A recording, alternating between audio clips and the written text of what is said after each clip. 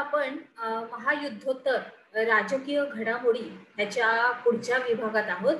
चला तर ह्याच्यामध्ये आपण विद्यार्थी मित्रांनो बघणार आहोत की शीतयुद्धाचे परिणाम.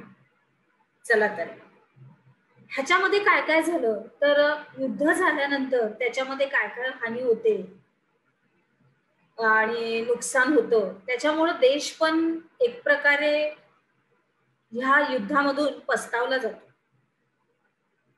आणि ते आपण सगळं आता बघितलं आतापर्यंत. मग आता हे शीतयुद्ध म्हणजे थंड या युद्धाचे परिणाम काय आहेत हे आता आपण बघूया. शीत म्हणजे थंड, याचा अर्थ थंड नाही तर आपापल्या देशामध्ये राहून काय आपण घडामोडी करतोय त्याचं हे छोटस हे आहे की आपल्या आपल्या देशातच राहून आपण काय युद्ध करतोय आतापर्यंत आपण बघितलं. तर त्याचे आपण परिणाम बघूया. लष्करी संघटनांची निर्मिती. आता आपल्या उपक्रमामध्ये लिहिल्याप्रमाणे शीतयुद्ध काळात दोन्ही महासत्तांनी लष्करी संघटना निर्माण केल्या. मोठ्या मोठ्या सत्ता आपण त्या बघितल्या आपल्या, बरोबर.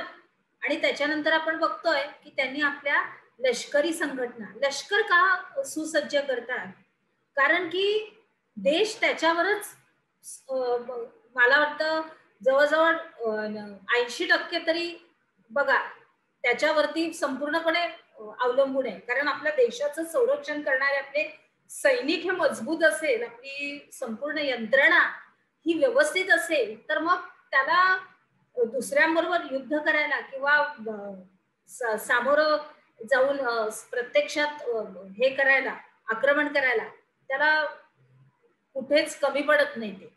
आणि मग अशा रीतीने सुसज्ज अशी लष्करी संघटना परत पहिल्यांदा त्यांनी निर्माण केल्या, बरोबर. त्याच्यानंतर त्यात सामील होणाऱ्या राष्ट्रांच्या संरक्षणाची जबाबदारी त्या त्या महासत्तांनी घेतली.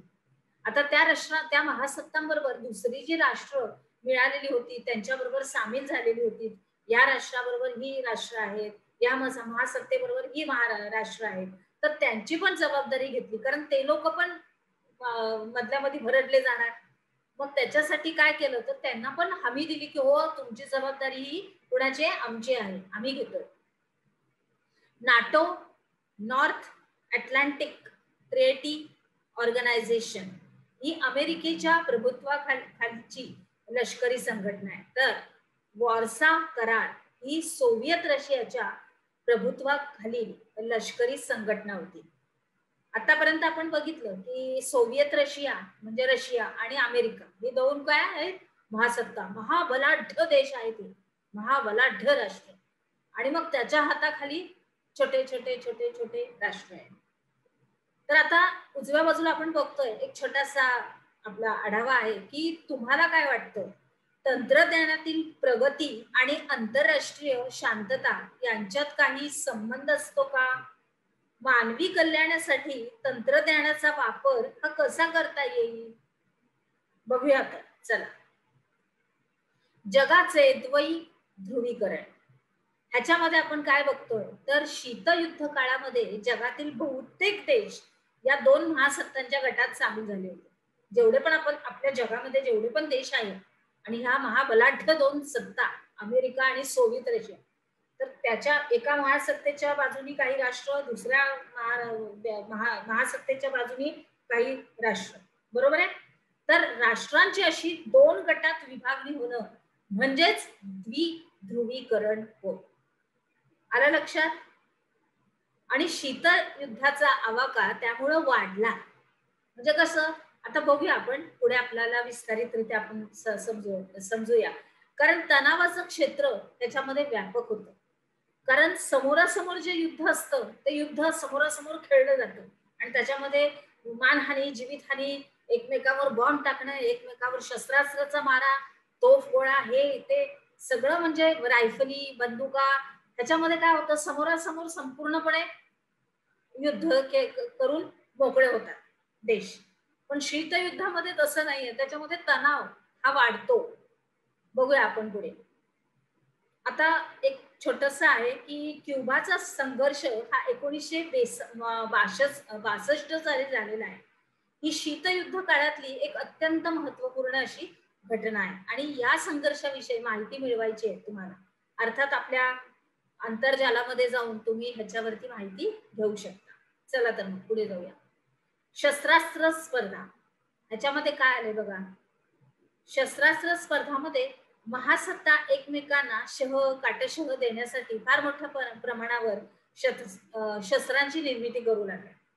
मला ह्याला हरवायचंय, हा नाही, मला ह्याला हरवायचंय, नाही, मला ह्याच्यामधून कमी करायचंय, ही शस्त्र ह्याच्याकडे जास्त आहे, मग बघा आपण अजून आधुनिक शस्त्रज्ञ तयार करू, असं या दोन महासत्ता करू लागल्या.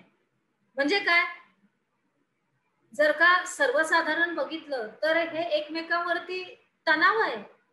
कारण त्यांनी जास्त केलं मग मला पण केलं पाहिजे, माझ्याकडे कमी आहे मग अजून काय त्याची समृद्धी केली म्हणजे अजून वाढवल्या पाहिजेत, मग अजून माणसं आणा, अजून ते त्याची निर्मिती करा, अजून ते तयार करण्यासाठी डोकं लावा वगैरे वगैरे. म्हणजे अशा रीतीने काय व्हायला लागलं, ह्याच्यातर्फे ना ताण सुद्धा वाढतो आणि एक प्रकारचं काय बोलतात, एक दबाव पण वाढतो त्या लोकांवरती. त्याच्यानंतर अधिकाधिक संहारक म्हणजे आता हे अस्त्र वापरलं आणि त्यांच्यावर टाकलं तर त्यांचा संपूर्णपणे नायनाट होऊन जाणार. म्हणजे याचा अर्थ काय, तर ते अशा रीतीने संहारक म्हणजे जीवितहानी झालीच पाहिजे आणि माणसं ही मेलीच पाहिजेत, आपण जिंकलोच पाहिजे, त्या रीतीने ते लोक सगळी तयारी त्यांची महासत्तांची चालू होती. आणि मग त्यांच्यासाठी लागणारं तंत्रज्ञान, ते मग परत नवीन नवीन सुधारणा त्याच्यामध्ये काय काय होत आहे, त्याच्यामध्ये अजून काय काय नवीनीकरण येतं, ह्याच्यामध्ये त्यांनी सगळं डोकं लावायला चालू केलं. एक प्रकारचा तणाव ह्याच्यामध्ये सगळं आहे. मी जिंकणार, मला जिंकलं पाहिजे, ही भावना ठेवून हे शीतयुद्ध म्हणजे फारच महागातलं आहे. कारण एक वेळेस समोरासमोर केलेलं युद्ध आहे, एकदा युद्धाला गेलो आणि वापस आलो, मग मेलो किंवा जगलो. पण हे युद्ध म्हणजे सगळं छुपी तयारी, सगळा संपूर्णपणे शत्रूला नायनाट करण्यासाठी त्यांनी केलेली ही तयारी, एक महासत्ता विरुद्ध दुसरी महासत्ता. परंतु ह्या स्पर्धेमुळे जागतिक शांतता धोक्यात येईल याची जाणीव दोन्ही महासत्तांना झाली.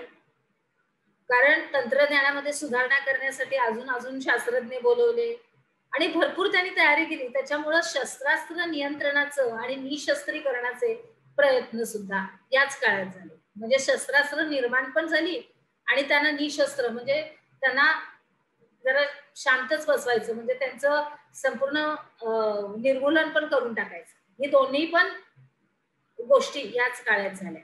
आणि ही चांगली गोष्ट आहे की ही गोष्ट त्या महासत्तांना पटापट लक्षात आली.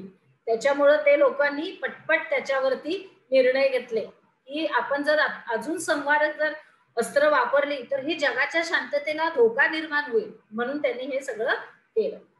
त्याच्या पुढे प्रादेशिक संघटनांची निर्मिती.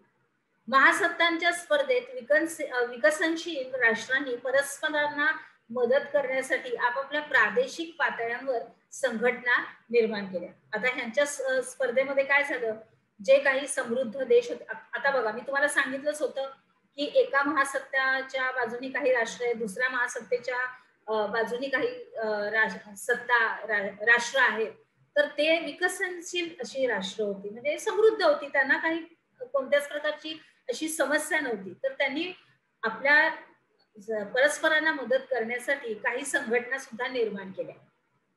आलं लक्षात? इथून मी प्रत्येक गोष्ट तुम्हाला खूप सविस्तररित्या समजावून देते. आलं लक्षात?